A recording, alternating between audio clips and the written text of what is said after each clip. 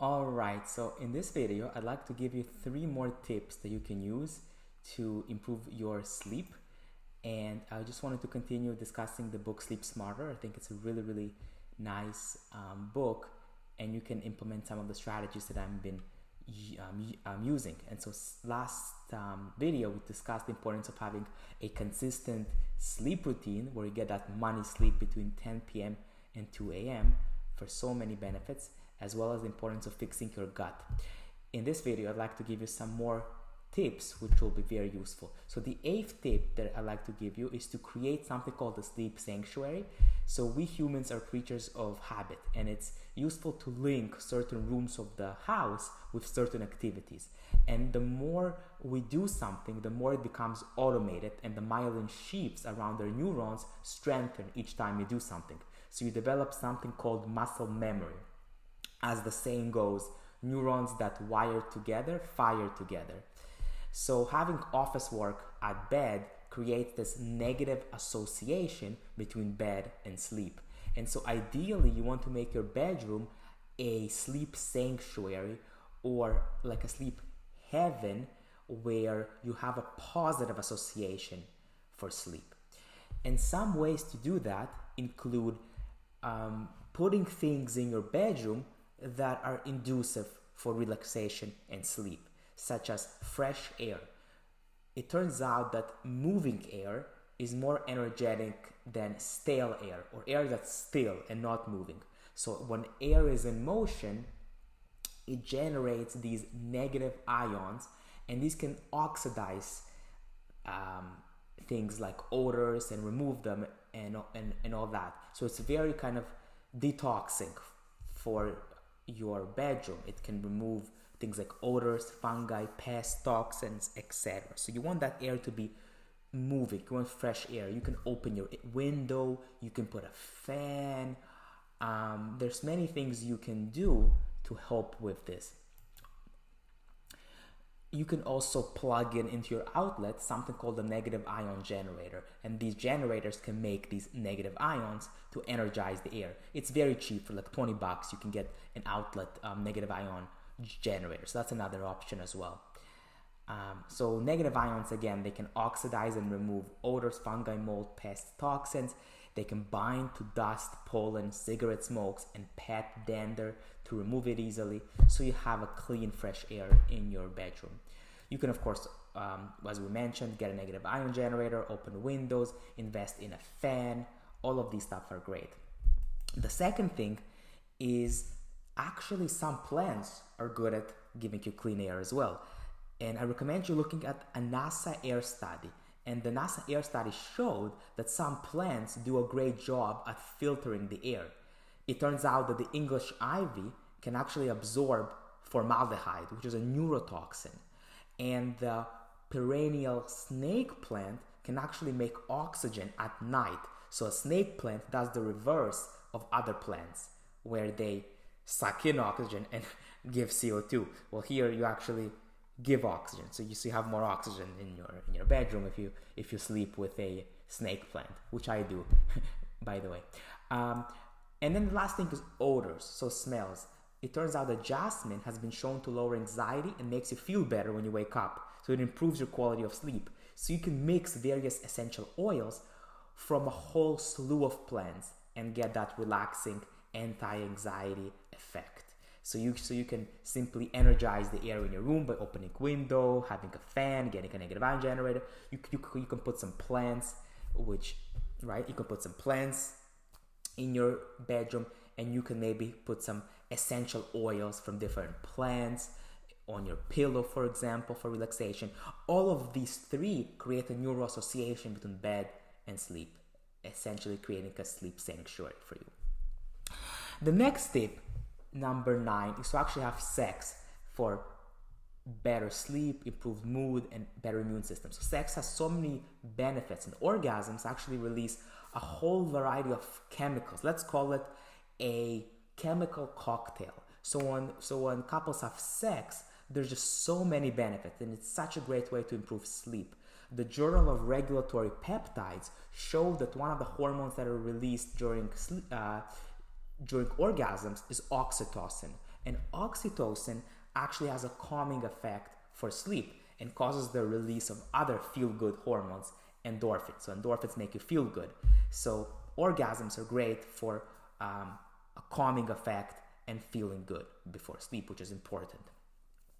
The Journal of Progress in Neurobiology showed that serotonin, a powerful anti-stress hormone, we discussed it previously as well, is also released during sex or even during connection relationships, or anytime you have this experience of connection overall.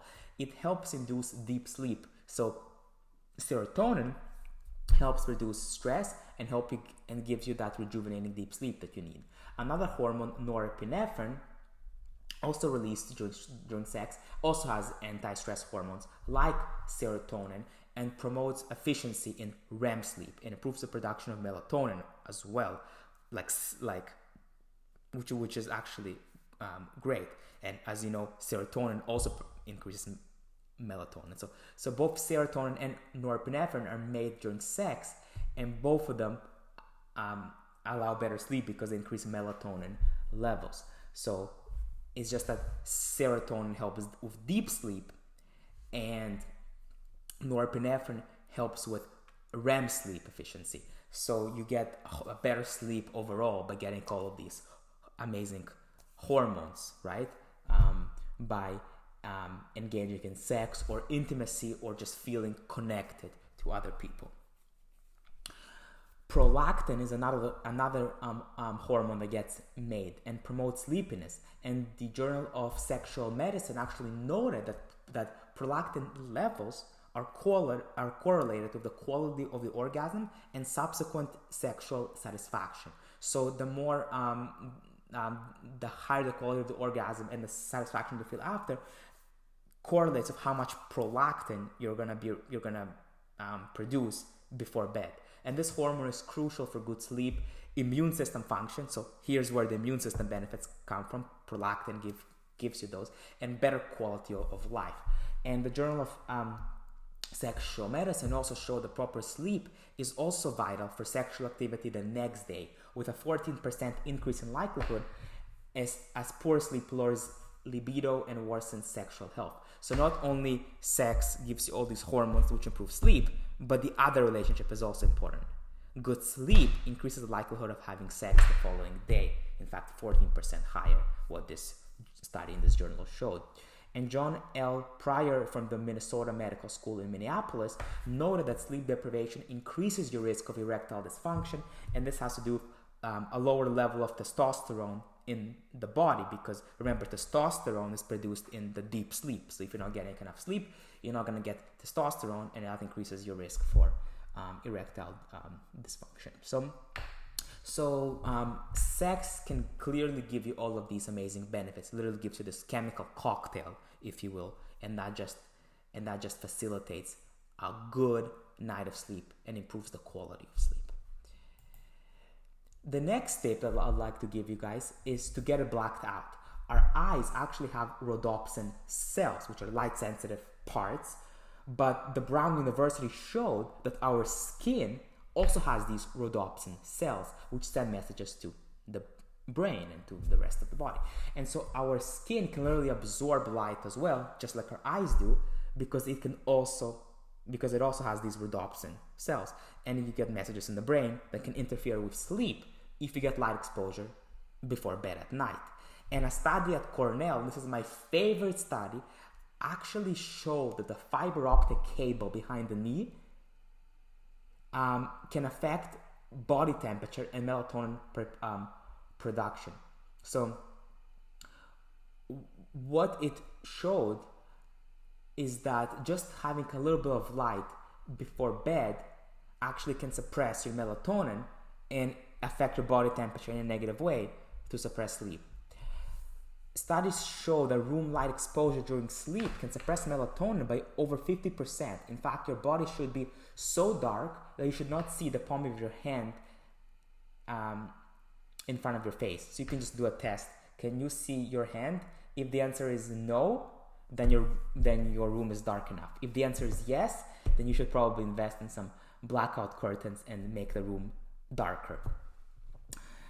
The study in the University of Pennsylvania showed that night light can cause myopia, which is nearsightedness, and lead to vision problems in children. So having this night light is definitely not a good idea, especially like street lights, which have artificial blue light, can all suppress melatonin, which is what a lot of studies are showing, that this blue artificial light before bed suppress melatonin and make it difficult to fall asleep. And Harvard University specifically showed that it's blue light or warm color light that suppresses melatonin at the most, and red light, or the coolest type of light, has the least effect, and how green was in between.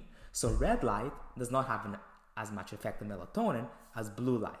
And here are some tips that you can use. You can get blackout curtains to reduce the light before bed. You can use red color bulbs or Himalayan salt lamps. I have one, which also have the benefits of making negative ions, by the way. But both red color bulbs and Himalayan salt lamps give you this cooler, more orangey pinkish red type of light that doesn't suppress melatonin nearly as much as the blue light. And the other thing that you can do is, if you have an alarm clock which gives you that blue light, you can dim it until it shuts off. The light doesn't come through anymore, or you can just like cover it up with, I don't know, a piece of cloth or whatever.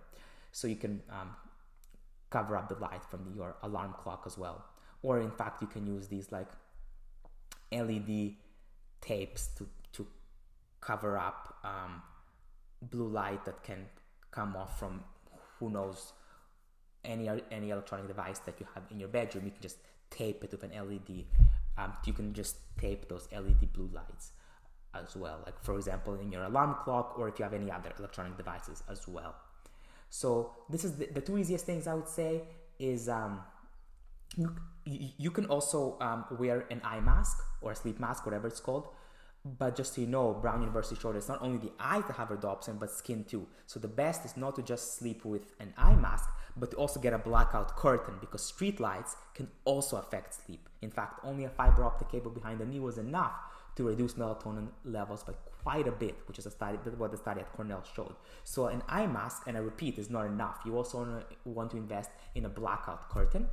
And then if you want, some options are to get red color bulbs or Himalayan salt lamp in your bedroom, which is great to make it a sleep sanctuary. These are very common, relaxing, and they don't produce blue light. They're just red or orange tint, which is good to not suppress melatonin. And if you cannot do that, if your bulbs are blue light and you can't fix it for whatever reason, you can actually wear blue light blocking glasses, which even though you're making blue light, your glasses are going to filter that light. So that's another approach. If you're taking walks before sleep and there's street lights, you can put these blue light blocking glasses. But if you stay at home and you don't go for walks late before bed, then just investing in blackout curtains and using red filters in your bedroom is definitely, or in other rooms that you are before bed, is definitely a good idea. Okay. You can also put blue light filters on your cell phone, etc. The goal is to minimize blue light before bed. And also you can put these LED tapes on your alarm, or just